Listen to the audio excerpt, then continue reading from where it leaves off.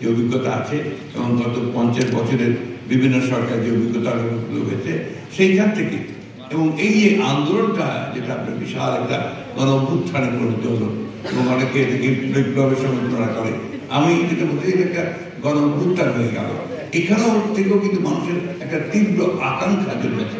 সেই আকাঙ্ক্ষাটা হচ্ছে যে মানুষ একটা পরিবর্তন চায়, সেই পরিবর্তনটাতে তারা বাংলাদেশকে একটা সত্যিকার একটা সুখী একটা সমৃদ্ধ বাংলাদেশ হিসেবে দেখতে চায়, তাদের জীবন মানকে উন্নত করতে চায়।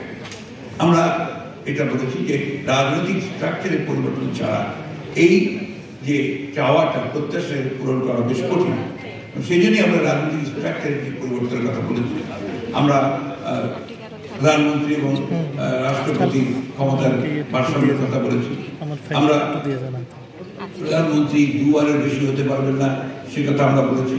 আমরা রাজনৈতিক দলগুলোর মধ্যে গণতান্ত্রিক চর্চা অনেক বেশি করে বৃদ্ধি করার কথা বলেছি। আমরা এই বিষয়গুলোতে আসতে চাই। আমরা পার্লামেন্টে আমরা দুটো কক্ষ করতে চাই। একটি আপনার যেটা আছে আমাদের এখন এক কক্ষে, আমরা দুটো কক্ষ করতে চাই। দ্বিতীয় কক্ষে যেটা আমরা আপার চেম্বার আমরা করি, সেই কক্ষে আমাদের যেটা ইচ্ছা এটা আমরা এখন চূড়ান্ত করিনি।